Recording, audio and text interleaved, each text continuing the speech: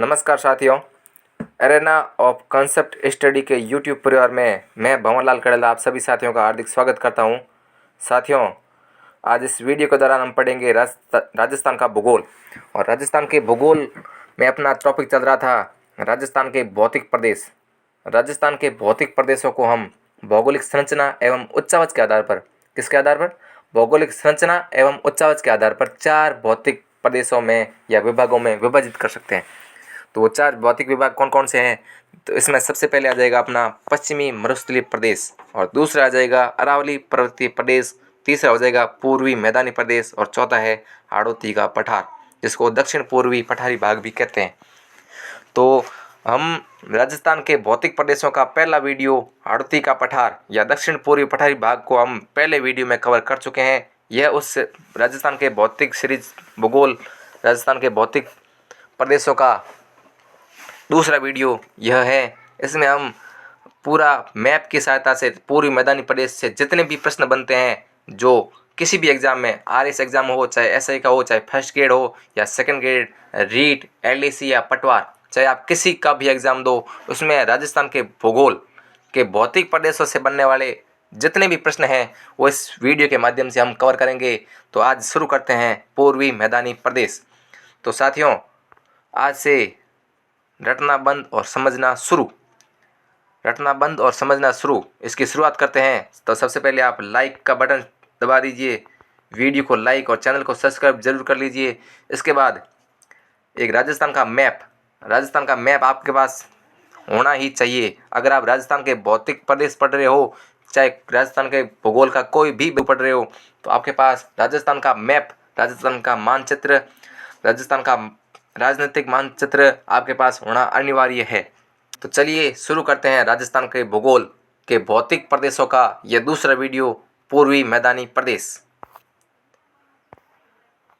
तो पूर्वी मैदानी प्रदेश का यह पहला प्रश्न आपके सामने बेहद शानदार सा शुरुआती प्रश्न है। राजस्थान के मैदानी प्रदेश को किस नाम से जाना जाता है? पहला प्रश्न आपके सामने है, राजस्थान के मैदानी प्रदेश को किस नाम से जाना जाता है? राजस्थान का जो मैदानी प्रदेश है, मैदानी प्रदेश को हम किस नाम से जानते हैं? तो चारों विकल्प आपके सामने हैं, आपको इसमें से एक विकल्प का चयन करना है जो सही है। तो राजस्थान के मैदानी प्रदेश को हम जानते हैं पूर्वी मैदान के नाम से। पूर्वी मैदान के नाम से राजस्थान के मैदानी प्रदेश को हम पूर्वी मैदान के नाम से जानते हैं। पूर्वी मैदान के नाम से क्यों जानते हैं? इसके पीछे दो कॉन्सेप्ट हैं। दो कॉन्सेप्ट ये हैं कि राजस्थान के जो भारत की पूर्ववर्ती नदियाँ हैं, जो बंगाल की खाड़ी में अपना पानी ले जाती हैं, कहाँ पे? पूर्ववर्ती नदियाँ जो पूर्व में बंगाल की खाड़ी में अपना पानी ले जाती हैं, उनके जलोढ़कों या अवसादों से इसका निर्माण हुआ है। किसका? राजस्थान के मैदानी भाग का, मैदानी प्रदेश का। तो इसलिए इसका नाम पूर्वी मैदान है, और राजस्थान के पूर्व में स्थित होने के कारण भी इसका नाम पूर्वी मैदान है। ठीक है, तो चलिए इस प्रश्न का आंसर हो गया पूर्वी मैदान। राजस्थान का जो मैदानी प्रदेश है उसको हम जानते हैं पूर्वी मैदान के नाम से। ठीक है, और राजस्थान के मैदानी प्रदेश का निर्माण किस क्रिया से हुआ है? निर्माण प्रक्रिया कौन सी है? किस प्रक्रिया से इसका मैदानी प्रदेश का निर्माण हुआ है? तो हमेशा ध्यान रखना, जो मैदानी प्रदेश है, जो मैदान बनते हैं, उसका निर्माण हमेशा नदियों से होता है, नदियों द्वारा बहा कर लाए गए जलोढ़कों से होता है। राजस्थान के मैदानी प्रदेश का निर्माण हुआ है गंगा और यमुना द्वारा लाए गए अवसादों से, या चंबल या माही नदियों द्वारा लाए गए जलोढ़कों से। तीसरा ऑप्शन है अरावली पर्वतमाला के अपरदन से। तो साथियों, इसका सही आंसर हो जाएगा गंगा और जमुना, गंगा यमुना द्वारा लाए गए जलोढ़कों या अवसादों से। जो गाद लाकर गंगा और यमुना नदियाँ थी, इसके जलोढ़कों या अवसादों से इसके राजस्थान के मैदानी प्रदेश का निर्माण हुआ है। ठीक है, तो राजस्थान के मैदानी प्रदेश का निर्माण हो गया गंगा और जमुना द्वारा लाए गए जलोढ़कों या अवसादों से। ठीक है, और राजस्थान के कितने प्रतिशत भूभाग पर पूर्वी मैदान विस्तृत हैं? ये बेहद महत्वपूर्ण प्रश्न। राजस्थान के कितने प्रतिशत भूभाग पर पूर्वी मैदान विस्तृत हैं? तो पूर्वी मैदान के क्षेत्रफल कितना है राजस्थान के क्षेत्रफल का? तो राजस्थान के क्षेत्रफल का कुल 23%। कितना? कुल 23% भूभाग पर पूर्वी मैदान विस्तृत हैं, और उसमें 39% जनसंख्या निवास करती है। 23% भूभाग पर पूर्वी मैदान विस्तृत हैं और उसमें 39% जनसंख्या निवास करती है। साथियों याद रखिएगा, 39 के आसपास अगर 40 का ऑप्शन भी आ जाए तो भी आपको यह करना है, क्योंकि जो कक्षा 8 की आरबीएसई बोर्ड की बुक है उसमें 40% दे रखा है, और आपको 39 और 40% दोनों ध्यान रखना है। भूभाग तो 23% है, लेकिन जनसंख्या 39 और 40 इसके आसपास। तो पूरी मैदानी भाग में 23% भूभाग पर 39% जनसंख्या निवास करती है। और 40% का क्या कॉन्सेप्ट है? पश्चिमी जो मरुस्थलीय प्रदेश है, राजस्थान के मरुस्थलीय भाग में जो 61% है, लगभग 61% है, उसमें 40% जनसंख्या निवास करती है। कितनी? 40% जनसंख्या निवास करती है। और राजस्थान का जो अरावली का भाग है वो लगभग 9% है और उसमें 10% जनसंख्या निवास करती है। तो साथियों ध्यान रखिएगा, 23% भूभाग है और 39% जनसंख्या निवास कर रही है, मतलब जनसंख्या घनत्व भी सबसे ज़्यादा पूर्वी मैदान का है। ठीक है, तो अगला प्रश्न इसी पर आधारित है। राजस्थान का सबसे उपजाऊ, ठीक है, सर्वाधिक कृषि संभावना वाला या सर्वाधिक जन घनत्व वाला भौतिक प्रदेश कौन सा है? इसमें 4 ऑप्शन आपके सामने है। राजस्थान का सबसे उपजाऊ प्रदेश या सर्वाधिक कृषि संभावना या सर्वाधिक जन घनत्व वाला भौतिक प्रदेश कौन सा है? तो 4 ऑप्शन आपके सामने है, इसमें से एक ऑप्शन आपको टिक करना है। वो कौन सा प्रदेश है? अरावली पर्वतीय प्रदेश है, या पूर्वी मैदानी प्रदेश है, या पश्चिमी मरुस्थलीय प्रदेश है, या हाड़ौती का पठार है? तो सबसे ज़्यादा उपजाऊ है जहाँ पे नदियों का पानी आता है, जो मैदान है, जो नदियों के जलोढ़कों या अवसादों से निर्मित हुए हैं, या हमेशा नई मिट्टी आती रहती है। तो सबसे ज़्यादा उपजाऊ है पूर्वी मैदानी प्रदेश। सबसे ज़्यादा उपजाऊ है तो यहाँ पे कृषि की संभावना भी वहीं ज़्यादा होगी जहाँ पे उपजाऊपन ज़्यादा है। जो प्रदेश सबसे ज़्यादा उपजाऊ है वहीं पर सबसे ज़्यादा कृषि की संभावना होगी, और सबसे ज़्यादा कृषि की संभावना होगी तो वहाँ पे जन घनत्व भी ज़्यादा होगा, क्योंकि अपना भारत जो है कृषि प्रधान देश है, और जहाँ पे कृषि की संभावना सबसे ज़्यादा होगी वहाँ पे जनसंख्या भी ज़्यादा होगी। तो इस यहाँ पे क्षेत्रफल 23% है, लेकिन जनसंख्या 39% निवास करती है, इसलिए जन घनत्व भी सबसे ज़्यादा इसका है। ठीक है, तो ये 4 प्रश्न आपके सामने हो गए। बढ़ते हैं 5वें प्रश्न की ओर। पूर्वी मैदानी प्रदेश में कौन सा क्षेत्र सम्मिलित नहीं है? ये बेहद शानदार सा प्रश्न है। पूर्वी मैदानी प्रदेश में कौन सा क्षेत्र सम्मिलित नहीं है? इसमें पहला है माही बेसिन, ब ऑप्शन है बनास या बांगा का बेसिन, तीसरा ऑप्शन है लूणी बेसिन, और चौथा ऑप्शन है चंबल बेसिन। तो साथियों, ये जो नदियां हैं, माही बेसिन, माही नदी, बनास और बांगा नदी और चंबल बेसिन, तीनों बेसिन जो है पूर्वी मैदानी प्रदेश में सम्मिलित हैं, और लूणी बेसिन जो है इस पूर्वी मैदानी प्रदेश का भाग नहीं है। तो इसका सही आंसर हो जाएगा ऑप्शन नंबर सी, जो इसका पूर्वी मैदानी प्रदेश का भाग नहीं है। सम्मिलित कीजिए। ये प्रश्न जो है बेहद महत्वपूर्ण है और इसको वही कर पाएगा जिसने कॉन्सेप्ट पढ़ा है। इस प्रकार के प्रश्नों के लिए एलिमिनेशन मेथड सबसे पहले है। जो आपको गलत लगे उसको सबसे पहले बाहर कर दीजिए। जो सबसे पहले इसमें चारों भौतिक प्रदेश दे रखे हैं। इस साइड में, एक साइड में दे रखे हैं चारों भौतिक प्रदेश, और दूसरी साइड में दे रखे हैं उनके कालक्रम। ये इसका निर्माण किस कालक्रम में हुआ है? प्रदेश अरावली पर्वतीय प्रदेश जो है वो सबसे प्राचीन है राजस्थान में संरचना, और अरावली पर्वतीय प्रदेश का निर्माण हुआ है अपने आद्य महाकल्प में। ठीक है, और हाड़ौती के पठार का यहाँ पे आप कर लीजिए, क्योंकि 2 ऑप्शन सेम दिख रहे हैं आपको। नूतन महाकल्प मतलब 2 भौतिक प्रदेशों का निर्माण एक ही काल में हुआ है, समझे? मतलब 2 भौतिक प्रदेशों का निर्माण एक ही काल में हुआ है। वो 2 भौतिक प्रदेश कौन कौन से हैं उसको देखेंगे बाद में, लेकिन जो अलग हैं उसको देखते हैं। हाड़ौती का पठार निर्माण हुआ है मध्यजीवी महाकल्प में। मध्यजीवी महाकल्प से ये अस्तित्व में आया है। मध्यजीवी महाकल्प से हाड़ौती का पठार अस्तित्व में आया है। तो पूर्वी मैदान जो है और पूर्वी मैदान और पश्चिमी मरुस्थलीय प्रदेश, इसमें दोनों में नूतन महाकल्प का ऑप्शन विकल्प आ सकता है। ठीक है, तो अरावली पर्वतीय प्रदेश में आपके ए में होना चाहिए 2, ए में होना चाहिए 2, जिसमें 2 विकल्प में है सिर्फ। ठीक है, बी और सी में। और हाड़ौती के पठार डी में होना चाहिए सिर्फ 3, डी में होना चाहिए 3, और 3 सिर्फ एक ही विकल्प में है।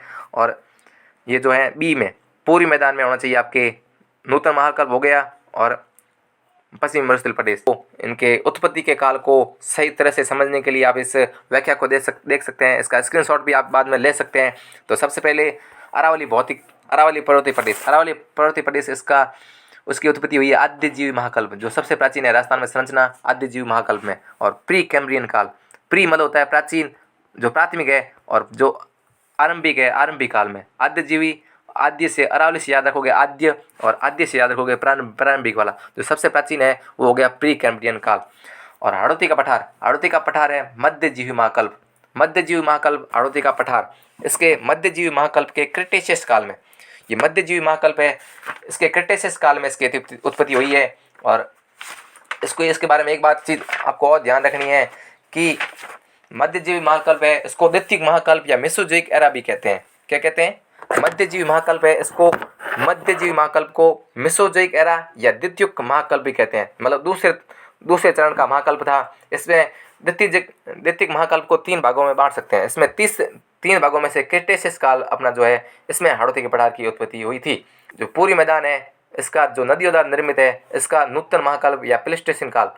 महाकल्प पूछे तो नूतन महाकल्प और काल पूछे तो प्लेस्टोसीन काल। ठीक है। और मरुस्थल जो है राजस्थान में सबसे नवीनतम संरचना है। नवीनतम संरचना में मरुस्थल और मैदान दोनों आते हैं, लेकिन मैदान पहले अस्तित्व में आए, उसके बाद मरुस्थल आए। ठीक है। इसका आप स्क्रीनशॉट लेके रख लीजिएगा, जो आपको आने वाले किसी भी एग्जाम में इससे जो कूट के प्रश्न बनेंगे वो इसी व्याख्या से आपके सॉल्व हो जाएंगे। ठीक है। तो चलिए नेक्स्ट क्वेश्चन पे चलते हैं। नेक्स्ट क्वेश्चन अपना है, राजस्थान का पूर्वी मैदान किसका भाग है? आपको लगभग दूसरे प्रश्न में मैंने बताया है राजस्थान का पूर्वी मैदान किसका भाग है। तो राजस्थान का पूर्वी मैदान किसका भाग है?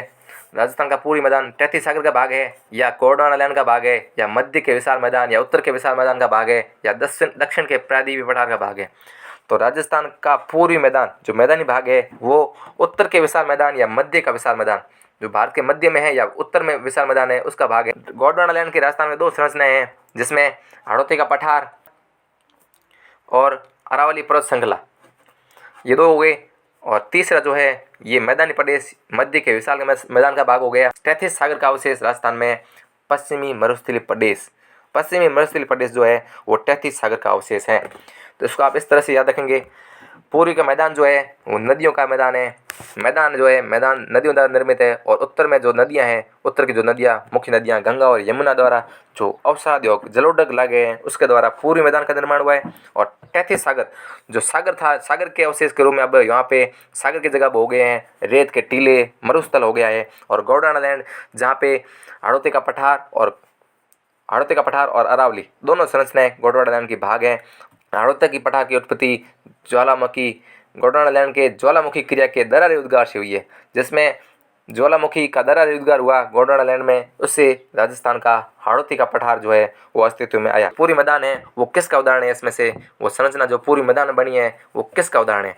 पहला ऑप्शन है निक्षेपणात्मक। निक्षेपण मतलब होता है डिपोजिशन, किसी चीज़ का एक जगह ठहरना, छोड़ना, अवसाद जो है एक जगह निक्षेपित किए।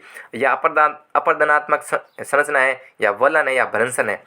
तो पूर्वी मैदान जो है निक्षेपण का उदाहरण है, डिपोजिशन मतलब नदियों द्वारा अपने जलोढ़ के एक स्थान पर निक्षेपित करने के कारण पूर्वी मैदान का निर्माण हुआ है। अपरदन के रूप में राजस्थान में संरचना का है, अरावली जो पर्वत थे उसका पठार बन गए। अरावली जो पर्वत से जो पठारी संरचना का निर्माण हुआ है वो सब अपरदन के उदाहरण है। और अरावली पर्वतमाला जो है एक वलन का उदाहरण है। और 9th क्वेश्चन अपन देखते हैं, पूर्वी मैदानी भाग में कौन सी मृदा बहुतायत में पाई जाती है? तो इसका आंसर मैं नहीं दूंगा, इसका आंसर आप स्वयं दोगे, क्योंकि काली मृदा जो है हाड़ौती के पठार में पाई जाती है बहुतायत में। ठीक है। रेतीली मृदा जो है ये पाई जाती है पश्चिमी मरुस्थलीय प्रदेश में। लाल मृदा पाई जाती है अरावली पर्वतीय प्रदेश में। ठीक है। और जलोढ़ मृदा जो है वो नदियों द्वारा लाई जाती है। इसलिए पूर्वी मैदानी प्रदेश जो नदियों द्वारा निर्मित है, इसमें कौन सी मृदा आएगी? जलोढ़ मृदा। ठीक है। और कांठल का मैदान कौन से जिले में स्थित है? और कांठल का मैदान आपको वापस दोबारा पढ़ने की ज़रूरत नहीं पड़ेगी, इस तरीके से मैं आपको समझाऊंगा। कांठल का मैदान जो है वो स्थित है प्रतापगढ़ में। ठीक है। कांठल का मैदान स्थित है प्रतापगढ़ में। कोई एक बार याद रख लीजिए, कांठल का मैदान स्थित है प्रतापगढ़ में। ठीक है। सुमेलित कीजिए। 11वां प्रश्न है, सुमेलित कीजिए। ये कूट का प्रश्न है, इसका आप स्क्रीनशॉट लेके अपने दोस्तों से पूछ सकते हैं। ये शानदार सा प्रश्न है और एग्जाम में छपने लायक है। आजकल ऐसे ही प्रश्न आ रहे हैं। ठीक है। वो जमाना गया जब वन लाइनर याद करके आप किसी एग्जाम को निकाल लेते थे। अब प्रश्न पूछे जाते हैं कंसेप्ट के आधार पर। ठीक है। तो कंसेप्ट के आधार पर जो प्रश्न बनेंगे वो इस तरह से बनेंगे। इसको सिर्फ वही कर पाएगा जिसने भौतिक प्रदेशों को शानदार तरीके से पढ़ाए। तो अरावली पर्वतीय प्रदेश में कौन सी मिट्टी पाई जाती है? अरावली पर्वतीय प्रदेश में पाई जाती है इंसेप्टिसोल। पहले में हो गया तीसरा। ठीक है। और पूर्वी मैदान में पाई जाती है एल्फिसोल मतलब जलोढ़ मृदा या कांपीय मृदा भी कहते हैं। पूर्वी मैदान में एल्फिसोल, इसको कहते हैं जलोढ़ मृदा भी एल्फिसोल को कहते हैं। और इंसेप्टिसोल को कहते हैं लाल मृदा। कौन सी मृदा? लाल मृदा। ठीक है। और हाड़ौती के पठार में पाई जाती है वर्टिसोल या काली मृदा। ठीक है। और पश्चिमी मरुस्थलीय प्रदेश में पाई जाती है एंटीसोल। जो एंटी रहती है, मरुस्थल जो है एंटी है, बारिश का एंटी है, और एंटीसोल वहाँ पाई जाती है, वहाँ रेतीली मृदा है, एंटीसोल है। ठीक है, तो इसका ऑप्शन आप देख लीजिए कौन सा सही होगा। सही कूट का चयन कर लीजिए। पहले में आना चाहिए तीसरा, और पहले में तीसरा जिसमें आ रहा है वो वही एक ही है। पहले में तीसरा आ रहा है, ये देखिए। और पूर्वी मैदान में एल्फिसोल, पूर्वी मैदान में एल्फिसोल, मतलब पूर्वी मैदान में होगी एल्फिसोल। ठीक है, पहला ऑप्शन। और पश्चिमी मरुस्थलीय प्रदेश में आना चाहिए एंटीसोल, जो दूसरे नंबर पे आ गई। और हाड़ौती का पठार इसमें आएगी वर्टिसोल। चौथा ऑप्शन सही हो गया। इसका मतलब ये प्रश्न का सही आंसर हो जाएगा ऑप्शन नंबर डी। कूट का चयन करना है तो सबसे पहले एलिमिनेशन मेथड से आपको इसके आंसर ढूंढने होंगे। तो क्वेश्चन नंबर 12 है, संरचना की दृष्टि से राजस्थान के भौतिक स्वरूप निम्न में से किस देश के किन भौतिक स्वरूपों के अंतर्गत आते हैं? राजस्थान के जो भौतिक स्वरूप है वो भारत के संदर्भ में किस भौतिक प्रदेशों के अंतर्गत आते हैं? तो इसमें तटीय मैदान, ये जो है ये भारत में है। राजस्थान में तटीय मैदान के उदाहरण एक भी भौतिक प्रदेश में नहीं है। ठीक है, और प्रायद्वीपीय और उत्तर का विशाल मैदान इसका उदाहरण है पूर्वी मैदानी प्रदेश। और प्रायद्वीपीय प्रदेश इसके उदाहरण हो जाएंगे अपने अरावली वाला भाग और हाड़ौती वाला भाग, ये उसके हो जाएंगे ब के। ठीक है, प्रायद्वीपीय प्रदेश जो है वो प्रायद्वीपीय पठार, इसके उदाहरण हो जाएंगे हाड़ौती का पठार और अरावली प्रदेश। ठीक है, उत्तर के पर्वतीय प्रदेश के राजस्थान में उदाहरण नहीं है, और अ व द के उदाहरण नहीं है, ब व स के उदाहरण है।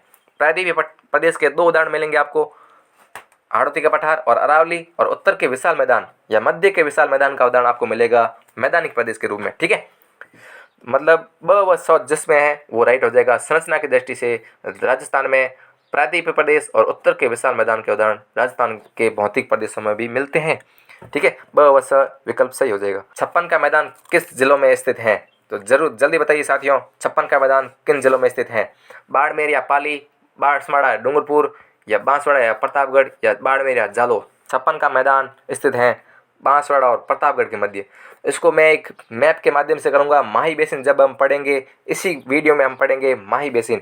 और ये जो क्वेश्चन है आपको बहुत सरल लगेंगे, आप इस वीडियो को पूरा देखते रहिए। 56 का मैदान स्थित है बांसवाड़ा और प्रतापगढ़ के मध्य। ठीक है, और वागड़ प्रदेश स्थित है, साथियों ध्यान रखना, बांगड़ और वागड़, इस प्रश्न का आप स्क्रीनशॉट लेके रख लीजिए, भविष्य में आपके बेहद काम आएगा। वागड़ प्रदेश जो है वो स्थित है, वागड़ प्रदेश जो है डूंगरपुर और बांसवाड़ा में स्थित है। ध्यान रखना, जिसमें वो आएगा उसमें ब वाला ऑप्शन आएगा, जिसमें वो आएगा उसमें ब वाला ऑप्शन आएगा, जिसमें बांगड़ प्रदेश, ये देखिए बांगड़ प्रदेश आएगा सीकर, झुंझुनू और नागौर।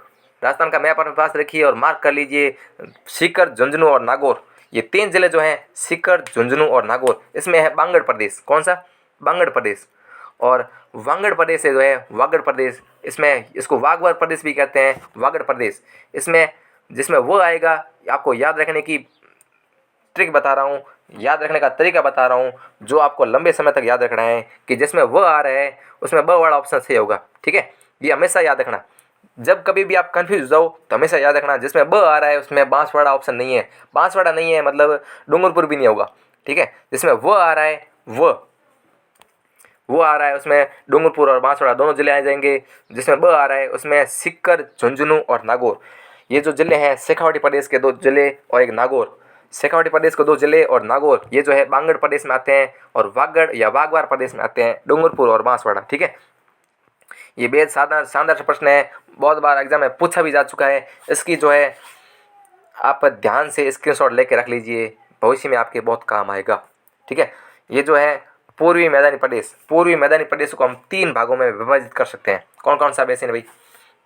पूर्वी मैदान जो है नदियों द्वारा निर्मित है, तो नदी द्वारा निर्मित है तो इसको मैदानी भाग जो है इसको चंबल बेसिन में, चंबल नदी का बेसिन और बाणगंगा और बनास का बेसिन, इसको हम बेहद शानदार तरीके से पढ़ेंगे।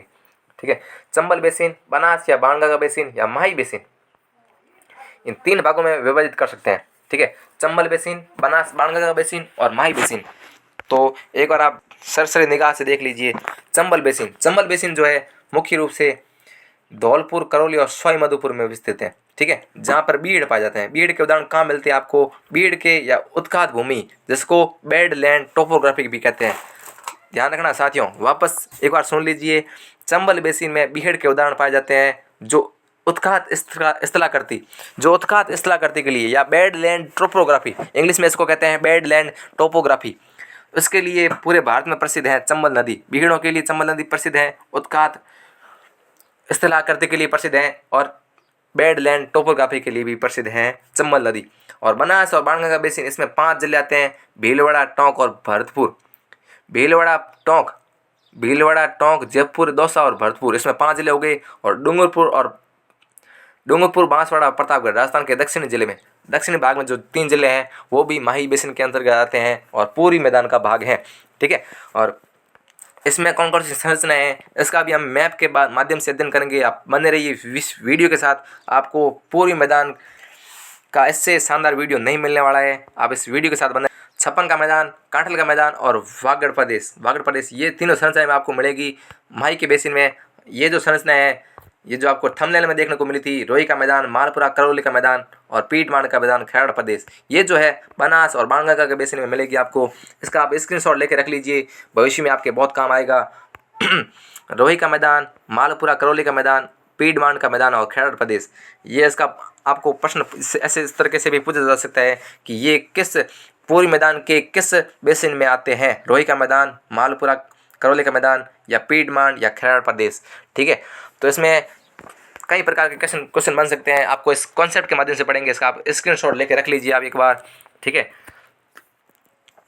अगर आपको एक बार में याद नहीं हो रहे तो कोई टेंशन लेने की कोई दिक्कत नहीं है, याद कराने की गारंटी मेरी है। आप फ़ोन को कर लीजिए, आडा मतलब ओरिएंटेशन जो है लैंडस्केप कर लीजिए और इसका एक स्क्रीनशॉट ले लीजिए शानदार सा। ठीक है, चलिए नेक्स्ट क्वेश्चन की ओर चलते हैं। और नेक्स्ट क्वेश्चन में हम देख रहे हैं, सुमेलित कीजिए वाला एक और प्रश्न, वागड़ प्रदेश, कांठल का मैदान, छप्पन का मैदान और डगगंगदर प्रदेश, ये जो 4 इधर जो देख रखे हैं 4 प्रदेश, ये इसमें से 3 जो है वो माही बेसिन के हैं और एक जो है हाड़ौती का पठार का है। मैं आपको विकल्प दे देता हूँ, ये जो है डगगंगदर प्रदेश, ये हाड़ौती का पठार का है और झालावाड़। इसके अलावा 3 जो है इसमें से वागड़ प्रदेश जो है मैंने आपको बताया था डूंगरपुर और बांसवाड़ा के मध्य है, कांठल का मैदान जो है प्रतापगढ़ का है और डगगंगदर प्रदेश हो गया झालावाड़ का। इसमें आप 3 ऑप्शन आपने कर लिए हैं, चौथा कौन सा बाकी रह गया? छप्पन का मैदान हो जाएगा, फिर सी में हो जाएगा 1 और सी में जिसमें आपको 1 दिख रहा है वो कर लीजिए, सी में 1 दिख रहा है बी में। ठीक है, और बाकी वाले ऑप्शन भी चेक कर लीजिए। डगगंगदर प्रदेश जो है झालावाड़ में, कहाँ पे? डगगंगदर प्रदेश हो गया झालावाड़ में। और छप्पन का मैदान जो है हो गया बांसवाड़ा और प्रतापगढ़ में। छप्पन का मैदान सी में होना चाहिए, 1 में है बांसवाड़ा और प्रतापगढ़, एकदम रेडी, कोई दिक्कत नहीं। और बी में होना चाहिए कांठल का मैदान प्रतापगढ़ में, एकदम रेडी, तीसरा ऑप्शन एकदम रेडी। और वागड़ प्रदेश हो गया अपने ए में हो गया डूंगरपुर और बांसवाड़ा। ठीक है, और अब चलते हैं जिसकी मैं बात कर रहा था, माही बेसिन। सबसे पहले अपन लेते हैं माही बेसिन में 3 जिले हैं मुख्यतः, एक हो गया डूंगरपुर, दूसरा हो गया बांसवाड़ा और तीसरा हो गया प्रतापगढ़। डूंगरपुर और बांसवाड़ा के मध्य जो माही नदी निकलती है, माही नदी के ऊपर ये वागड़ प्रदेश है। ये माही नदी जो है ये करक रेखा को 2 बार पार कर रही है। इसमें देखिए डूंगरपुर और बांसवाड़ा के मध्य जो है स्थित है, ये जो ब्लैक वाली है ये जिलों की सीमा है। ठीक है, और माही नदी के दोनों तरफ जो स्थित है वो है वागड़ प्रदेश। ठीक है, वागड़ प्रदेश कहाँ स्थित है? ये हो गया डूंगरपुर और बांसवाड़ा के मध्य। ध्यान रखिएगा, माही नदी के किनारे जो स्थित है वागड़ प्रदेश। और बांगड़ था सीकर, झुंझुनू और नागौर में, जिसमें 2 शेखावटी के जिले थे और 1 नागौर था। ठीक है, उसमें था बांगड़, इसमें है वागड़ वाले में आएगा ब वाला जिला और बांगड़ में आएगा जिसमें सीकर, झुंझुनू और नागौर 3 जिले आएंगे। ठीक है, इसको आप भूलना नहीं, माही नदी के किनारे है वागड़ प्रदेश है माही नदी के किनारे, डूंगरपुर और बांसवाड़ा के मध्य स्थित है। ठीक है, और अब एक ध्यान दीजिए, ध्यान देने वाली बात इधर है कि प्रतापगढ़ जिला ये रहा और प्रतापगढ़ जिले में ये माही नदी के किनारे स्थित है कांठल का मैदान कहाँ स्थित हो गया? कांठल का मैदान स्थित है प्रतापगढ़ जिले में। ये जो ब्लैक वाली सीमा है ये दिख रही है आपको, ये है प्रतापगढ़ की सीमा और प्रतापगढ़ की सीमा में स्थित है कांठल का मैदान। ठीक है, और 2 संरचनाएं अपने देख ली, एक हो गया वागड़ प्रदेश और एक हो गया कांठल का मैदान प्रतापगढ़ में। वागड़ प्रदेश हो गया डूंगरपुर और बांसवाड़ा के मध्य और कांठल का मैदान हो गया अपने प्रतापगढ़ में जो माही नदी के किनारे पर है। और एक बेहद शानदार सा कन्फ्यूजेबल है छप्पन का मैदान और छप्पन की पहाड़ियाँ। 2 चीज़ें हैं साथियों, ध्यान रखना, छप्पन का मैदान अलग है और छप्पन की पहाड़ियाँ दोनों अलग है। छप्पन का मैदान जो स्थित है ये रहा बांसवाड़ा और प्रतापगढ़ के मध्य, ये प्रतापगढ़ की सीमा है, ये बांसवाड़ा की सीमा है। प्रतापगढ़ और बांसवाड़ा के मध्य है जो है छप्पन का मैदान। ठीक है, इस पिक्चर का आप स्क्रीनशॉट ले लीजिए। हमेशा आपको माही के बेसिन से जितने भी प्रश्न बनते हैं वो सब एक पिक्चर में आ गए हैं। ठीक है, और छप्पन का मैदान हो गया प्रतापगढ़ और बांसवाड़ा के मध्य माही नदी द्वारा निर्मित है। माही नदी के द्वारा निर्मित मैदान छप्पन का मैदान है। और छप्पन का मैदान जो है ये माही बेसिन का भाग है और पूर्वी मैदान में आता है। ठीक है, और जो छप्पन की जो पहाड़ियाँ हैं वो छप्पन की पहाड़ियाँ स्थित है बाड़मेर में। बाड़मेर जिले में, कौन से जिले में? बाड़मेर जिले में, ध्यान रखना। बांसवाड़ा और प्रतापगढ़ के मध्य छप्पन का मैदान और छप्पन की पहाड़ियाँ हो गई बाड़मेर में। और कांठल का मैदान हो गया कहाँ पे? प्रतापगढ़ जिले में। और वागड़ प्रदेश हो गया, वागड़ प्रदेश बांसवाड़ा और डूंगरपुर जिले में। ठीक है, और कर्क रेखा को जो 2 बार नदी काट रही है वो है अपनी माही नदी, जो अपना जल जो है खंभात की खाड़ी में गिराती है। ध्यान रखना, राजस्थान के दक्षिण से प्रवेश में करती है, राजस्थान के दक्षिण में प्रवेश करके दक्षिण में ही जाती है फिर। ठीक है, एकमात्र नदी जो है कर्क रेखा को 2 बार काटती है। ठीक है, और माही नदी के बारे में ऐसा कहा जाता है कि ये आदिवासियों की गंगा है। माही नदी के बारे में अपन काफ़ी फैक्ट पढ़ेंगे थोड़ी देर में। माही नदी के बारे में सारी बातें पढ़ेंगे। जो महत्वपूर्ण प्रश्न माही नदी से बन सकते हैं वो अगले ही प्रश्नों में आपको देखने को मिलेंगे। अगर आपको वीडियो पसंद आ रहे हैं तो इस वीडियो को शेयर जरूर कीजिएगा अपने साथियों के साथ। अगर कंपटीशन जितना जोरदार होगा जीत उतनी शानदार होगी। ज्ञान को जितना शेयर करोगे, जितना साझा करोगे, ज्ञान उतना ही बढ़ेगा, आपको चीज़ें लंबे समय तक याद रहेगी। तो साथियों, इस वीडियो को शेयर ज़रूर कीजिएगा। अगर आपको इस वीडियो को पसंद आ रहा है चैनल को सब्सक्राइब और वीडियो को शेयर ज़रूर कीजिएगा। ठीक है, तो 16 प्रश्न है, पूर्वी मैदानी प्रदेश का ढाल किस ओर है? किसी प्रदेश का ढाल अगर जानना हो तो जानो कि वहाँ की नदियाँ किस ओर बह रही हैं। तो वहाँ की नदियाँ जो है, मुख्य नदी है चंबल, बनास और बाणगंगा। ये तीनों नदियाँ जो है ये पूर्व की ओर जाती है। और इसमें हो गया जो पूर्वी मैदानी प्रदेश का ढाल है वो पूर्व की ओर है। कहाँ पे है? किस ओर है? पूर्व की ओर है। जो चंबल नदी है वो जा रही है पूर्व की ओर। ठीक है, और बनास नदी है जो पूर्व की ओर जा रही है। जो बाणगंगा नदी है वो भी पूर्व की ओर जा रही है। ये मैप के द्वारा आगे हम देखेंगे कि पूर्वी मैदानी प्रदेश की जो नदियाँ हैं वो किस ओर जा रही है। थंबनेल जैसे आप वापस देखोगे, जैसे उसमें आप देखोगे कि पूर्व जो नदियाँ हैं वो जा रही है पूर्व की ओर। इसका ढाल हो गया पूर्व की ओर। ठीक है, और डूंगरपुर और बांसवाड़ा के मध्य पाई जाने वाली पहाड़ियों को किस नाम से जाना जाता है? ये बेहद महत्वपूर्ण प्रश्न है। ये एग्जाम में कई बार पूछा जा चुका है कि डूंगरपुर और बांसवाड़ा के मध्य पाई जाने वाली पहाड़ियों को हम किस नाम से जानते हैं? डूंगरपुर और बांसवाड़ा के मध्य पाई जाने वाली पहाड़ियाँ, ये डूंगरपुर और बांसवाड़ा के मध्य पाया जाता है वागड़ प्रदेश। वागड़ प्रदेश के जो मध्य पाई जाती है पहाड़ियाँ डूंगरपुर और बांसवाड़ा के मध्य, उनको कहते हैं मेवल की पहाड़ियाँ। कौन सी पहाड़ियाँ? डूंगरपुर और बांसवाड़ा के मध्य जो पाई जाती हैं वो है मेवल की पहाड़ियाँ। मेवल की पहाड़ियाँ। गिरवा की पहाड़ियाँ हैं उदयपुर में। लीलागढ़ और सैबर की पहाड़ियाँ जयपुर में है। और लीलागढ़ की पहाड़ियाँ जो है वो है उदयपुर में। नेक्स्ट क्वेश्चन है अपने सामने, पुष्प प्रदेश के रूप में कौन सा प्रदेश सम्मिलित था? कौन सा प्रदेश या मैदान या बेसिन जो है पुष्प प्रदेश के रूप में प्रसिद्ध था प्राचीन समय में? ठीक है, ऑप्शन है आपके सामने, माही बेसिन या बनास बाणगंगा बेसिन या रोही का मैदान या घग्गर प्रदेश। तो साथियों याद रखिएगा, महुआ के पुष्प से इस प्रदेश में माही बेसिन में शराब बनाने का काम था वो काफ़ी प्रचलित था। महुआ के पुष्प से इस बेसिन में शराब बनी जाती थी माही बेसिन में। ठीक है, तो माही बेसिन इसका सही आंसर हो जाएगा। पुष्प प्रदेश कहते हैं माही बेसिन को। माही नदी, तो माही बेसिन से संबंध हो गई माही नदी। और माही नदी के बारे में जो महत्वपूर्ण फैक्ट हैं उनको हम देख लेते हैं एक बार। आदिवासियों की गंगा कहते हैं माही नदी को। किस नदी को कहते हैं? आदिवासियों की गंगा कहते हैं माही नदी को। जिसने भी राजस्थान का जीके पढ़ना स्टार्ट किया है वो सबसे पहले यही पढ़ता है कि सोम, माही और जाखम 3 नदियाँ हैं, उनके जो त्रिवेणी संगम है, जो 3 नदियों का संगम है, जो ये माही नदी मुख्य नदी है। और इसमें सोम और जाखम नदी जो आके मिलती हैं, कहाँ मिलती है? बेणेश्वर धाम। और कहाँ पे है? ये डूंगरपुर में पड़ता है। यहाँ पे 3 नदियों का जब संगम होता है तो वहाँ पे मेला बढ़ता है। मेला कब बढ़ता है? 3 नदियों का जब संगम होगा तो यहाँ बनेगा त्रिवेणी संगम। ये हो गया त्रिवेणी संगम, राजस्थान का त्रिवेणी संगम है जो दक्षिण राजस्थान में स्थित है, बेणेश्वर धाम डूंगरपुर में। जब माघ पूर्णिमा होती है, जब मेला बढ़ता है और पूजा की जाती है किसकी? खंडित शिवलिंग की। किसकी? खंडित शिवलिंग की। चलिए आपको दर्शन करा देते हैं बेणेश्वर धाम के। ये रहा बेणेश्वर धाम। यहाँ पे सोम, माही और जाखम तीनों नदियाँ हैं। तीनों नदियों का संगम हो गया है यहाँ पे बेणेश्वर धाम में, डूंगरपुर में। और यहाँ पे जो मेला लगता है वो बेहद शानदार है। ये बारिश के समय का फोटो है और देखो नदियाँ उफान पर है, तीनों नदियाँ उफान पर हैं और क्या शानदार नज़ारा है। ये एयर व्यू से ले गया फोटो है, कितना शानदार नज़ारा देखिए। खंडित शिवलिंग, जहाँ पे बेणेश्वर धाम, यहाँ पे खंडित शिवलिंग की पूजा की जाती है। आप भी शिव जी को नमस्कार कर लीजिए, ये आपका बेड़ा पार लगवाएंगे। चलिए नेक्स्ट क्वेश्चन देखते हैं अपने। सुमेलित कीजिए, ये भी कूट वाला प्रश्न है, इसका भी स्क्रीनशॉट लेके रख लीजिए, भविष्य में आपके काम आएगा। ये एक प्रश्न जो मैदानी प्रदेश है उसका बेसिन, बनास और बांगा का बेसिन को एक प्रश्न में मैंने समाहित किया है। एक प्रश्न बनेगा, सुमेलित कीजिए रोही का मैदान कहाँ कहाँ है। प्रश्न का आंसर मैं आपको पहले बता देता हूँ, उसके बाद हम समझेंगे कि इसको याद किस प्रकार से रखा जाए। जो बनास और बाणगंगा का बेसिन है उसको याद किस प्रकार से रखा जाए।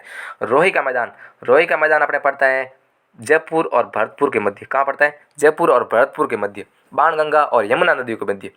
कौन सी नदियाँ? एक बार आप सुन लीजिए, उसके बाद हम इसको याद इस प्रकार से करेंगे, इस प्रकार से समझेंगे। आप जिंदगी भर जब तक आप ओवर एज नहीं हो जाते और एग्जाम देने का आप में जुनून खत्म नहीं हो जाता, तब तक आप इस प्रश्न को नहीं भूल पाओगे। ठीक है, रोही का मैदान हो गया जयपुर और भरतपुर के मध्य।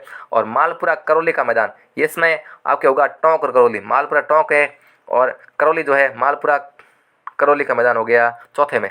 ठीक है, और खैराट प्रदेश जो है वो है भीलवाड़ा और टोंक के मध्य। पीडमांट का मैदान हो गया राजसमंद और भीलवाड़ा। इसमें आप कौन सा कूट सही बैठ रहा है उसका चयन आप कर लीजिए। रोही का मैदान एक में आना चाहिए तीसरा, रोही का मैदान में आना चाहिए तीसरा, जयपुर और भरतपुर वाला। तो तीसरा जिसमें आ रहा है डी में आ रहा है, एक में ये ऑप्शन आ रहा है 3 और 4। मालपुरा करौली का मैदान हो गया टोंक और करौली में, और टोंक और करौली में सही है। खैराट प्रदेश हो गया भीलवाड़ा टोंक में, सही है। पीडमांट का मैदान हो गया राजसमंद और भीलवाड़ा में।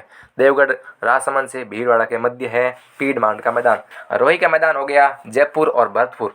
ठीक है, मालपुरा करौली का मैदान हो गया टोंक और करौली। राजस्थान का मैप अपने पास रखिए और उसमें टिक करते जाइए कि कहाँ कहाँ मैं बता रहा हूँ, कौन कौन सा जिला मैं कहाँ कहाँ बता रहा हूँ। ठीक है, खैराट प्रदेश हो गया भीलवाड़ा और टोंक के मध्य। कहाँ हो गया? खैराट प्रदेश हो गया भीलवाड़ा और टोंक के मध्य। और पीडमांट का मैदान हो गया देवगढ़ राजसमंद का, जो देवगढ़ है तहसील, वहाँ से और भीलवाड़ा के मध्य। ठीक है, बेसिक कंसेप्ट है, कॉन्सेप्ट के देखते हैं अपना। ये देखिए, ये जो नदी है ये उत्तर भारत की मुख्य नदी है। कौन सी? यमुना नदी। ये राजस्थान के पास से होकर गुजर रही है। इसमें आप देखिए कि ये जो नदी जा रही है ये है चंबल नदी। कौन सी? चंबल नदी। ये चंबल नदी जा रही है, इसकी मुख्य सहायक नदी है बनास नदी। एक बार आप इसकी भूमिका देख लीजिए, उसके बाद आप अपने आप रात को नींदों में सपने आएंगे। किसमें? नींदों में सपने आएंगे कि ये साहब भाई साहब पीडमांट का मैदान कहाँ है, रोही का मैदान कहाँ है। नींदों में सपने आएंगे आपको, रात को सपने आएंगे अच्छा जयपुर और भरतपुर के मध्य है रोही का मैदान। ये रही चंबल नदी। चंबल नदी की सहायक नदी हो गई ये बनास नदी, और ये हो गई बाणगंगा नदी। ये जो तीनों नदियाँ हैं, ये तीनों नदियाँ इसके किनारे बसे हैं ये चारों प्रदेश। ये यमुना नदी और ये होगी बाणगंगा नदी। इसमें जयपुर और भरतपुर, कहाँ पे? जयपुर और भरतपुर के मध्य है रोही का मैदान। किस नदी पे है? बाणगंगा नदी पे। ये जो है नदी कौन सी है? नदी है बाणगंगा, और जिले हैं जयपुर और भरतपुर। जयपुर और भरतपुर इसके मध्य कौन सी नदी पे? बाणगंगा नदी पे। जयपुर और भरतपुर जिलों में कौन सी नदी? बाणगंगा और यमुना नदियों के मध्य नदी कौन सी है? नदी पे बना है अपने बाणगंगा नदी पे। ठीक है, और इधर कौन सी नदी आ रही है? यमुना नदी। यमुना नदी, ध्यान रखना, ये बाणगंगा नदी है ना, ये अपना पानी यमुना तक नहीं पहुंचा पाती। ठीक है, अपने बीच में ही कभी कभार जाती है, जब ज़्यादा बारिश हो जाती है तब इसका पानी यमुना तक चला जाता है। लेकिन इसको रुंठित नदी कहते हैं। रुंठित नदी इसलिए कहते हैं क्योंकि ये अपना पानी यमुना तक नहीं पहुंचा पाती, इसलिए इसको रुंठित नदी भी कहते हैं। ठीक है, और इसके बाणगंगा और यमुना नदी के बीच है, बाणगंगा और यमुना नदियों के बीच रोही का मैदान है। कौन से जिले हैं? जिले अपने पास आपको अपने आप याद होंगे। अब रोही का मैदान हो गया कौन से जिलों के मध्य? जयपुर और भरतपुर के मध्य। नदी आप बताओगे कौन सी? बाणगंगा नदी। और कौन सी नदियों के बीच है? दोआब क्षेत्र हो गया ये राजस्थान का दोआब क्षेत्र कौन सा है? ये रोही का मैदान। रोही का मैदान कौन सी दो नदियों के बीच है? एक तो हो गया यमुना और एक हो गई बाणगंगा। कौन कौन सी? यमुना और बाणगंगा।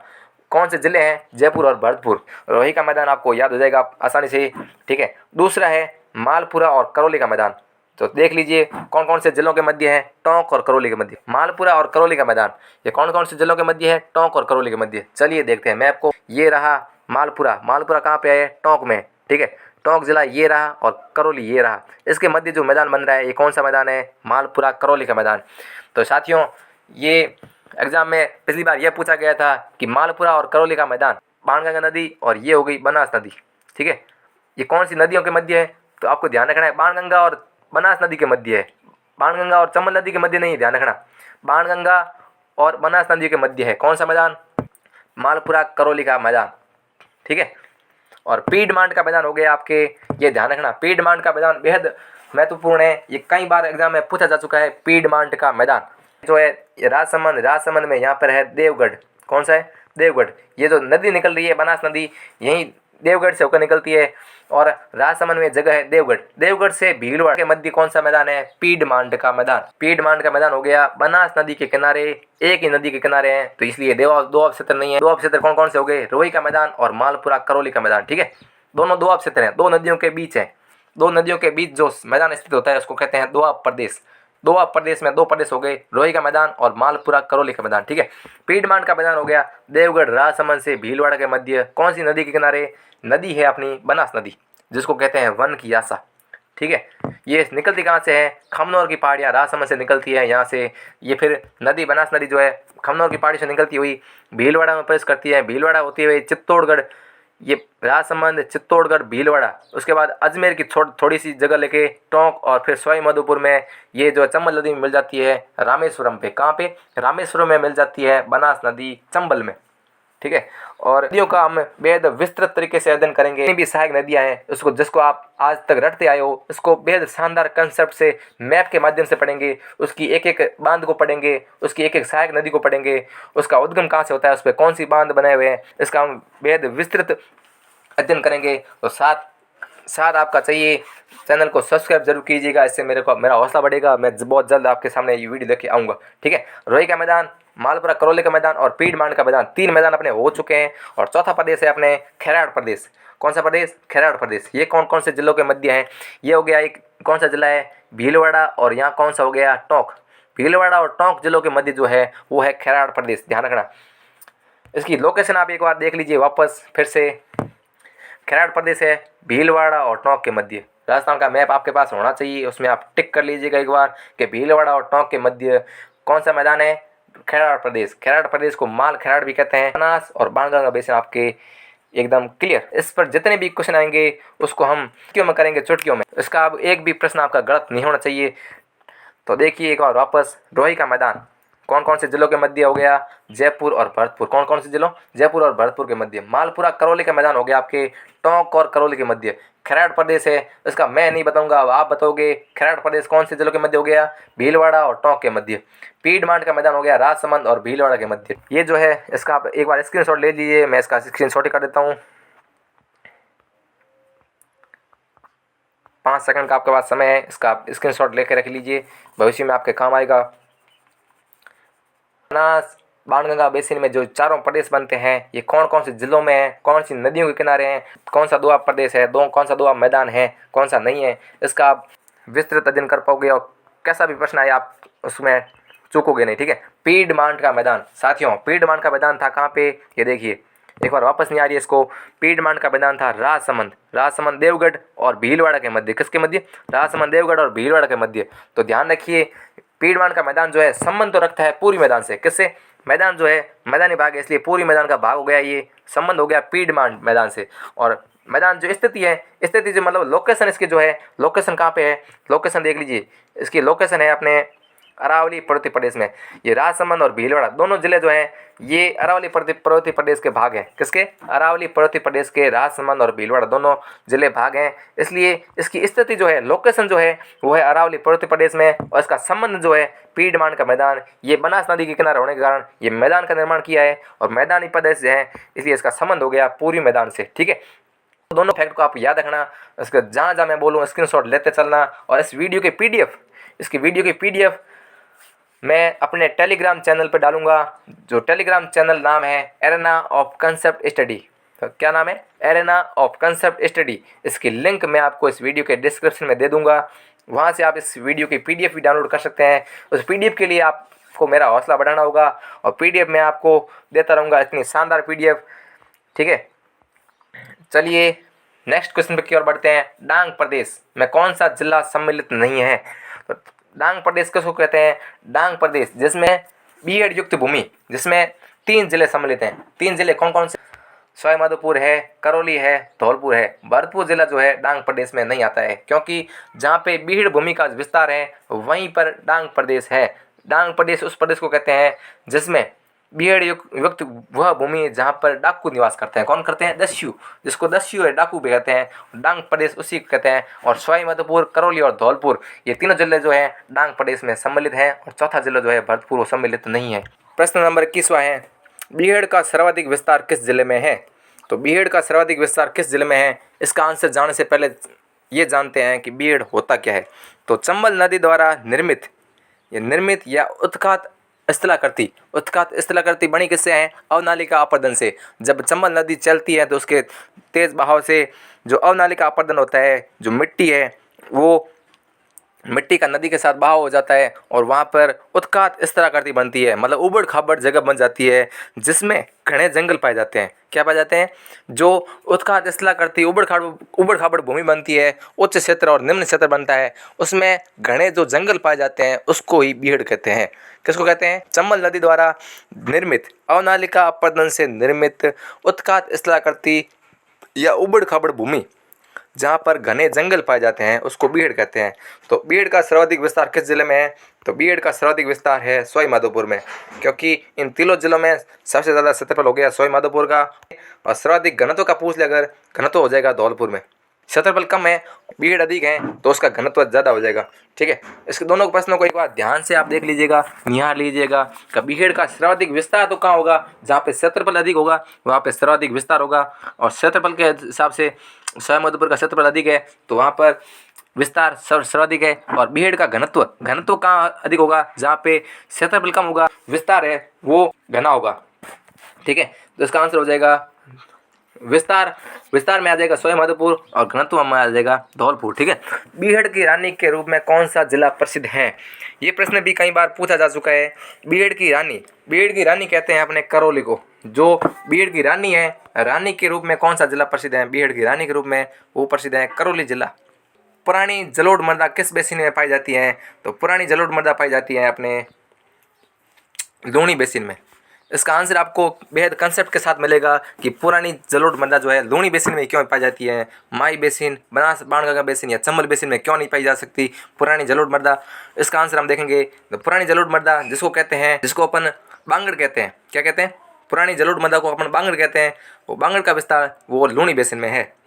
बीहड़ का उच्च भूमि क्षेत्र जो नदी द्वारा बनता है क्षेत्र, एक तो जो जहाँ से मिट्टी चली गई है वहाँ पे हो जाएंगे गड्ढे, और जो उच्च भूमि क्षेत्र है वो काफ़ी पहाड़ी टाइप ऊपर हो जाएगा उच्च भूमि क्षेत्र। उसको क्या कहते हैं अपन?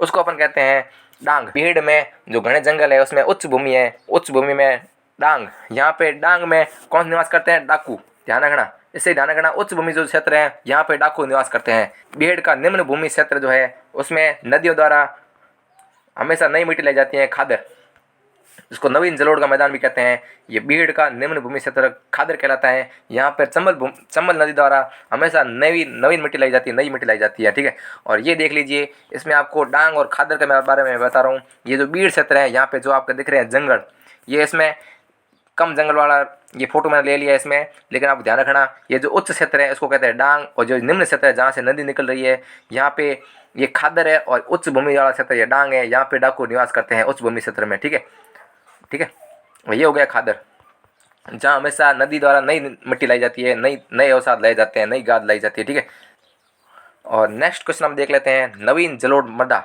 जिसको खादर कहते हैं। क्या कहते हैं? खादर। अभी हमने जाना कि जो बीहड़ का निम्न भूमि क्षेत्र है उसको खादर कहते हैं, जहाँ पे नवीन मिट्टी लाई जाती है। तो ये किस बेसिन में पाई जाती है? इसका आंसर अगर आपने ये इससे पहले वाला प्रश्न ढंग से सुना है तो इसका आंसर आप दे देंगे सही, माही बेसिन या लूणी बेसिन या बनास बाणगंगा बेसिन या चंबल बेसिन।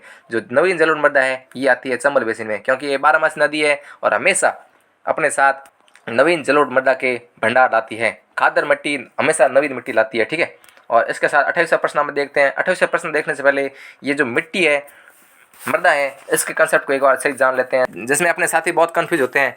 तो पहला है भाबर, तराई, बांगड़ और खादर।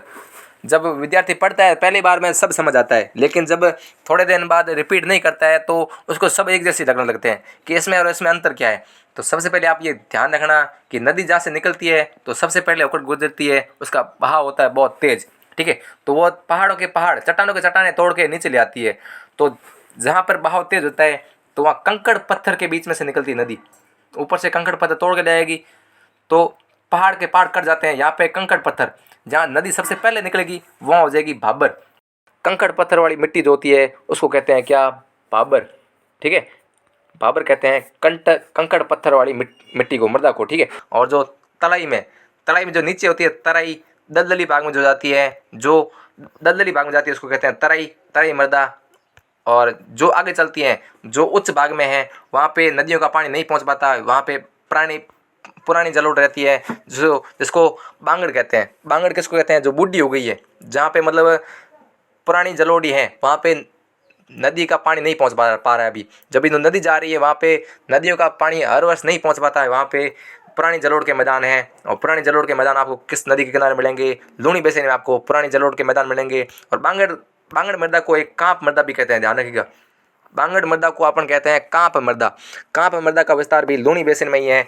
और चंबल नदी में मैंने बताया था कि जो है नवीन जलोढ़ मैदान, ये जो है 12मासी नदी है जो राजस्थान से गुजरती है, और इसमें खादर इकट्ठी होती है, नवीन जलोढ़। ठीक है, और ये चारों जो है खाडे में जो है, याद रखना, खाडे में वो चंबल नदी है हमेशा नवीन जलोढ़ का अपने साथ मैदान लेके आती है। नवीन जलोढ़ के अवसाद जो है, गाद जो है लेके आती है और अपने चारों ओर फैला देती है। ठीक है, इसमें से आपको अब कोई भी कन्फ्यूजन नहीं होना चाहिए। पहला जो मैं आपको बताया वो भाबर है, वो भाखर से संबंधित आपको रिलेट करना है कि भाखर में जो होगी वो कंकड़ पत्थर वाली मिट्टी होगी, जो तराई होगी वो दलदली क्षेत्र में पाई जाएगी। दलदली क्षेत्र में जो मिट्टी पाई जाएगी उसको तराई कहेंगे। और जो बांगड़ जो है प्राचीन जलोढ़ है, वहाँ पे नदियों का पानी हर वर्ष नहीं पहुँच पाता है, इसलिए वहाँ पे पुरानी मिट्टी जो है जमी हुई है, वही मिट्टी पड़ी है अभी तक। ये मिलेगी आपको लूनी बेसिन में मिलेगी, और लूनी बेसिन में भी इसको मिट्टी को कहते हैं कांप मृदा भी कहते हैं बांगड़ को। और खादर मृदा जो है खाडे में मतलब जो ये चंबल का बीड़ का क्षेत्र जो है निम्न क्षेत्र था उसको कहते हैं खादर। और खादर में जो मिट्टी आएगी वो आएगी नवीन जलोढ़ आएगी। ठीक है, वो कहाँ मिलेगी? आपको चंबल बेसिन में आपको मुख्यतः देखने को मिलेगी। ठीक है, इस पिक्चर की आप चाहे तो स्क्रीनशॉट लेकर रख सकते हैं, आपको भविष्य में काम देगी। 28वां प्रश्न है, 56 बेसिन जिस जिले में है वह है। तो 56 बेसिन आपको किस जिले में मिलेगा? तो 56 बेसिन मिलेगा आपको माही बेसिन में। माही बेसिन कौन सा है? माही बेसिन में कौन कौन से जिले आते हैं? बांसवाड़ा, प्रतापगढ़ और डूंगरपुर। बांसवाड़ा, प्रतापगढ़ और डूंगरपुर में जो बेसिन है माही बेसिन है, और माही बेसिन में पाया जाता है 56 बेसिन। तो इसका सही आंसर हो जाएगा आपके ब विकल्प। अलवर, पाली और टोंक इसके नज़दीक आसपास भी नहीं है 56 बेसिन के, तो इसका आंसर सही हो जाएगा ब, बांसवाड़ा में है 56 बेसिन।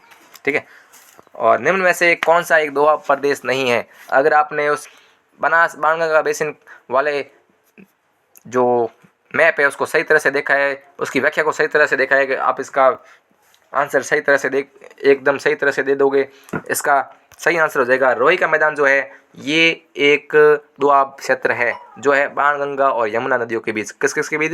रोही का मैदान है जयपुर और भरतपुर के बीच, 2 जिले हो गए। और मैदान किन 2 नदियों के बीच है? बाणगंगा और यमुना नदियों के बीच। कौन सी? बाणगंगा और यमुना नदियों के बीच है रोही का मैदान। और मालपुरा और करौली का मैदान था आपके बीच।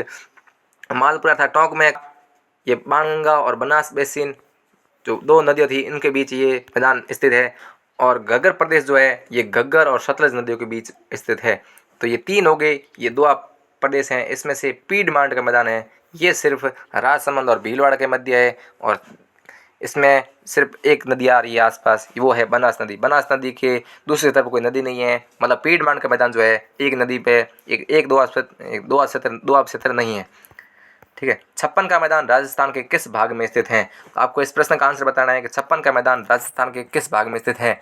आपको यहाँ पे भाग पूछा है, न कि भौतिक प्रदेश, ध्यान रखना। इसका आंसर सोच समझ के देना। इसका आंसर होगा दक्षिण भाग में, राजस्थान के दक्षिण भाग में है 56 का मैदान, पूर्वी भाग में नहीं है, पूर्वी मैदान में स्थित है। स्थित की अगर विभाग का वर्गीकरण पूछा जाए तो ये पूर्वी मैदानी प्रदेश में होगा, लेकिन इसका भाग पूछ रहा है, वहाँ पे इसकी लोकेशन पूछा है तो दक्षिण राजस्थान में इसका लोकेशन है। ठीक है, चंबल बीहड़ पट्टी की कुल लंबाई कितनी है? तो चंबल बीहड़ प्रदेश है, इसमें एक पट्टी बन रही है जो बनेगी कोटा और बारा के मध्य। कौन सी चंबल बीहड़ पट्टी कहाँ स्थित है? कोटा और बारा के मध्य। इसकी लंबाई कितनी है? 480 किलोमीटर। चंबल बीहड़ पट्टी जो है कोटा और बारा के मध्य जो आ जाएगी हाड़ौती के पठार में, कोटा और बारा के मध्य जो है उसकी लंबाई है चंबल बीहड़ पट्टी की 480 किलोमीटर। ठीक है। और नेक्स्ट क्वेश्चन हम देखते हैं, मंडहोली की पहाड़ी किस जिले के पूर्व में स्थित है? तो मंडहोली की पहाड़ी जो है वो है भरतपुर जिले के पूर्व में। कौन से जिले के? भरतपुर जिले के पूर्व में स्थित है कौन सी? मंडहोली की पहाड़ी। ये ध्यान रखिएगा, क्वेश्चन महत्वपूर्ण है। और ये जो है 3 प्रश्न, इसके बारे में आपको इस वीडियो के कमेंट बॉक्स में लिखना है कि घना पक्षी विहार किस जिले में स्थित है, और राष्ट्रीय जीव उद्यान मतलब या रणथंभौर राष्ट्रीय बाघ परियोजना जो है रणथंभौर वाली, उसका आपको देना है रणथंभौर दुर्ग। इसके बारे में आपको कमेंट बॉक्स में लिखना है। ये तीनों ही पूरी मैदानी प्रदेश में आते हैं। इसके बारे में विस्तृत व्याख्या आपको अगले वीडियो में मिलेगी। आपको इसके बारे में जितने भी नॉलेज है उसको आप कमेंट बॉक्स में लिखोगे ज़रूर, और इस वीडियो को शेयर ज़रूर कीजिएगा, चैनल को सब्सक्राइब जरूर कीजिएगा। आपको इसी प्रकार के वीडियो मिलते रहेंगे। एरेना ऑफ कंसेप्ट स्टडी जो है टेलीग्राम चैनल है मेरा, उस पर सर्च कर लीजिएगा आप, उस पर आपको ये PDF इस वीडियो की मिल जाएगी। ठीक है।